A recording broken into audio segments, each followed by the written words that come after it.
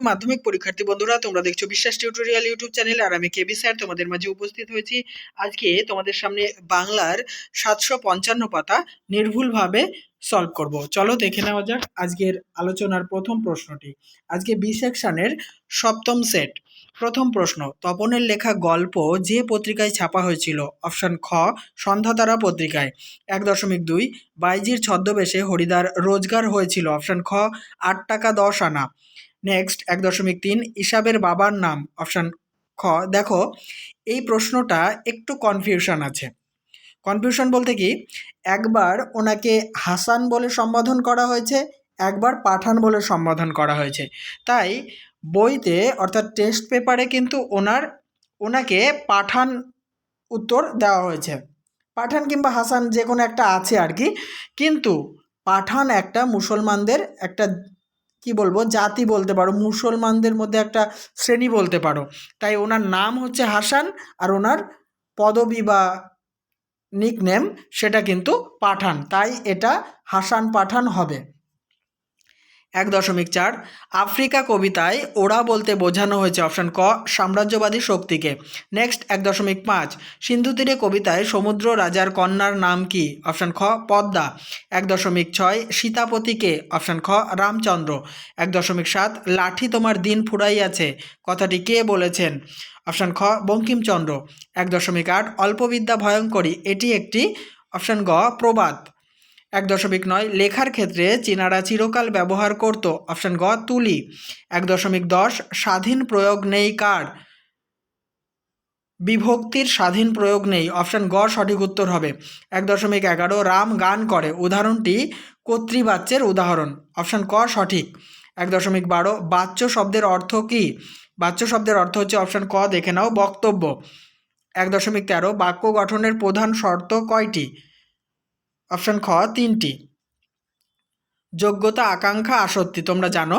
তো পরেরটা দেখো 1.14, শোকানল এটাকে যদি আমরা ব্যাসবাক্য করি হবে শোক রূপ অনল, তাই এটি রূপক কর্মধারয়। অপশান খ সঠিক উত্তর। 1.15, অনুসর্গের অপর নাম? অপশান খ, কর্মপ্রবচনীয়। আরেকটি নাম হচ্ছে পরসর্গ। পরেরটি দেখো 1.16, শর্ত সাপেক্ষ বাক্য মাত্রই হবে জটিল বাক্য। ওই যে যদি তুমি আসো তবে আমি যাব, এই যদি তবে এগুলো কিন্তু সবসময় এটা যেমন শর্ত সাপেক্ষ তেমনি জটিল বাক্য। 1.17, উভয় পদের অর্থ প্রাধান্য থাকে? অপশান গ, দ্বন্দ্ব সমাসে। এবার এসএকিউ টাইপ প্রশ্নের উত্তরগুলি তোমরা দেখে নাও। তপনের লেখা গল্পটির নাম? তপনের লেখা গল্পটির নাম হলো প্রথম দিন। নেক্সট, কত নম্বর ডাউন ট্রেন নদের চাঁদকে পিষে দিয়েছিল? উত্তর 7 নম্বর ডাউন প্যাসেঞ্জার ট্রেন নদের চাঁদকে পিষে দিয়েছিল। পরের প্রশ্ন, পুলিশ সেজে হরিদা কোথায় দাঁড়িয়েছিলেন? উত্তর, পুলিশ সেজে হরিদা দয়ালবাবুর লিচু বাগানে দাঁড়িয়েছিলেন। 2.1.4, গিরিশ মহাপাত্রের পকেট থেকে কি কি পাওয়া গেল? উত্তর, গিরিশ মহাপাত্রের পকেট থেকে একটা লোহার কম্পাস, মাপ করার কাঠের একটা ফুটরুল, কয়েকটা বিড়ি, একটা দেশলাই এবং একটা গাঁজার কলকে পাওয়া গেল। পরের প্রশ্ন, অদল বদল গল্পটি বাংলায় তর্জমা করেন কে? উত্তর হবে অর্ঘ্যকুসুম দত্তগুপ্ত বাংলায় তর্জমা করেন। এবারে কবিতা থেকে প্রশ্ন, সে জানতো না, সে কি জানতো না? অসুখী একজন কবিতায় কবির জন্য অপেক্ষারতা মেয়েটি জানতো না যে কবি আর কখনো ফিরে আসবেন না। পরের প্রশ্ন, তব স্বরে মরিয়া বাঁচিল, কার স্বরে কে মরে বাঁচল? উত্তর, অভিষেক কবিতায় বর্ণিত পরাক্রমশালী বীর ইন্দ্রজিতের স্বরে রামচন্দ্র মরে বাঁচল। নেক্সট প্রশ্ন, ওই আসে, বন্ধুরা এই বানানটা ভুল হয়েছে, এখানে আছে হয়ে গেছে, ওটা হবে ওই আসে দন্ত সয়কার। ওই আসে সুন্দর, সুন্দরের আগমন কেমনভাবে ঘটে?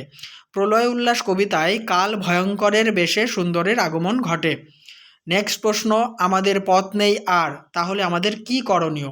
উত্তরটি দেখো, আয় আরও বেঁধে বেঁধে থাকি কবিতায় বর্ণিত চারিদিকে শুধু মৃত্যুর হাতছানি। তাই কবি জানিয়েছেন বেঁচে থাকতে হলে আমাদের হাতে হাত রেখে সঙ্গবদ্ধভাবে থাকতে হবে। নেক্সট প্রশ্ন, শান্ত হলুদ দেবতারা তাদের পরিণাম কি হয়েছিল? উত্তর, অসুখী একজন কবিতায় শান্ত হলুদ দেবতারা যারা 1000 বছর ধরে ধ্যানে মগ্ন ছিল তারা যুদ্ধের তাণ্ডবে মন্দির থেকে উল্টে পড়ে টুকরো টুকরো হয়ে যায়, তারা আর স্বপ্ন দেখতে পারে না। পরের প্রশ্ন, প্রবন্ধ থেকে। ব্রোঞ্জের শলাকার পোশাকি নাম কি? ব্রোঞ্জের শলাকার পোশাকি নাম স্টাইলাস। নেক্সট, খাগের কলম একমাত্র কোন সময় দেখা যায়? খাগের কলম একমাত্র সরস্বতী পুজোর সময় দেখা যায়। পরের প্রশ্ন, ছেলেবেলায় লেখককে কার জ্যামিতি বই পড়তে হয়েছিল? উত্তর, ছেলেবেলায় লেখককে ব্রহ্মমোহন মল্লিকের জ্যামিতি বই পড়তে হয়েছিল। পরের প্রশ্ন, পরিভাষার উদ্দেশ্য কী? পরিভাষার উদ্দেশ্য অহেতুক বর্ণনা না দিয়ে ভাষার সংক্ষেপ এবং অর্থ সুনির্দিষ্ট করা।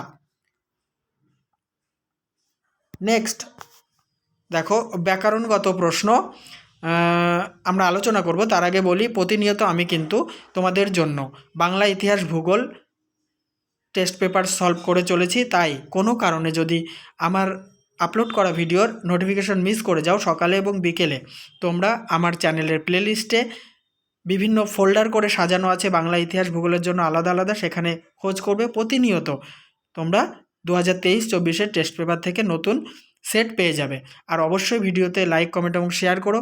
কোনো প্রশ্নের উত্তর যদি অনিচ্ছাকৃত ভুল হয়ে যায়, তোমরা কিন্তু অবশ্যই কমেন্ট বক্সে লিখে জানাবে, আমি কারেকশন করে দেবো। ঠিক আছে?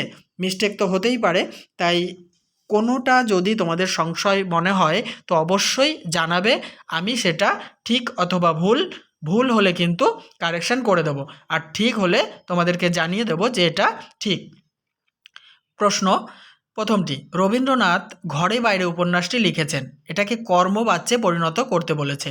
রবীন্দ্রনাথের দ্বারা ঘরে বাইরে উপন্যাসটি লিখিত হয়েছে, কিংবা তোমরা এইভাবেও করতে পারো, রবীন্দ্রনাথ কর্তৃক ঘরে বাইরে উপন্যাসটি লিখিত হয়েছে। নেক্সট, তির্যক বিভক্তি কাকে বলে? এটার প্রত্যেকটা সেটেই রয়েছে। যে বিভক্তি প্রায় সব কারকে ব্যবহৃত হয় তাকে তির্যক বিভক্তি বলে, যেমন এ বিভক্তি। পরেরটা দেখো, মাছ জলে খেলা করে, মাছের তলায় দাগ, নিম্নরেখ পদটির কারক বিভক্তি।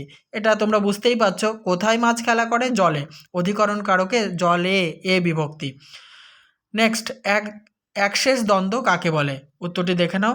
যে দ্বন্দ্ব সমাসে সমস্যমান পদগুলির একটি বহুবচন জ্ঞাপক পদ সমাসবদ্ধ রূপে গঠিত হয় তাকে একশেষ দ্বন্দ্ব সমাস বলে।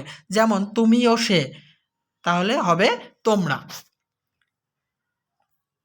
নেক্সট দেখে নাও, বলছে অকারক পদ কাকে বলে?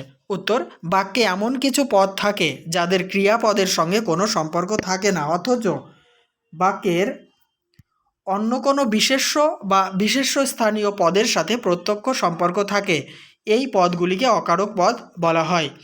2.4.6, তুমি এলে আমি যাব, জটিল বাক্যে পরিণত করো। যদি তুমি আসো তবে আমি যাব। ঠিক আছে, এটা এক রকমের হতে পারে, এটাই হবে। আর আরেকটিও অনেক সময় যদি অপশান দিয়ে দেয়, যখন তুমি আসবে তখন আমি যাব। ঠিক আছে, এটাই তোমরা লিখবে, যদি তুমি আসো তবে আমি যাব। নেক্সট, বিলাত ফেরত। বিলাত ফেরত, এটাকে যদি আমরা ব্যাসবাক্য করি তাহলে আমরা লিখব বিলাত হইতে ফেরত বা বিলাত থেকে ফেরত, যে কোনো একটা লিখলেই হবে। এটা হচ্ছে অপাদান তৎপুরুষ সমাস। বিভক্তি ও অনুসর্গের পার্থক্য লেখো। দেখো, বিভক্তির নিজস্ব কোনো অর্থ নেই, কিন্তু অনুসর্গের নিজস্ব অর্থ আছে। নেক্সট 2.4.9, 3 তলা থেকে নামা হলো, কর্তৃবাচ্যে রূপান্তর করো। 3 তলা থেকে নামলো। নেক্সট 2.4.10, সম্বন্ধ তৎপুরুষ সমাসের একটি উদাহরণ দাও। দেখো, পথের রাজা, এটা হচ্ছে ব্যাসবাক্য, তাকে আমরা বলবো রাজপথ, এটি সম্বন্ধ তৎপুরুষের উদাহরণ। এবার 9-এর দাগে যে তোমাদের বঙ্গানুবাদ করতে দেওয়া হয়েছে সেটা দেখে নাও। এক লাইন করে বলছি, student life is the stage of preparation for future, ছাত্র জীবন হলো ভবিষ্যতের প্রস্তুতি পর্ব। Next line, this is the most important period of life, এটা জীবনের গুরুত্বপূর্ণ সময়। পরের line, a student is young today, একজন ছাত্র আজ তরুণ। Next line, but he will be a man tomorrow, কিন্তু আগামীকাল সে হবে একজন মানুষ। বন্ধুরা, এই আলোচনার সঙ্গে সঙ্গে আমি টেস্ট পেপারের এই পেজটি তোমাদের সামনে উপস্থাপন সমাপ্ত করছি। অবশ্যই ভিডিওতে লাইক, কমেন্ট এবং শেয়ার করো। কেমন লাগছে আমার আলোচনা জানাতে ভুলো না। আর কোনো কারণে নোটিফিকেশান মিস করে গেলে সকালে এবং বিকেলে ইতিহাস, বাংলা এবং ভূগোল নির্ভুল টেস্ট পেপার সলভ দেখার জন্য অবশ্যই আমার চ্যানেলের প্লেলিস্টে চলে যাবে, ওখানে কিন্তু তোমরা সমস্ত তোমাদের মাধ্যমিকের দরকারি ভিডিওগুলি পেয়ে যাবে।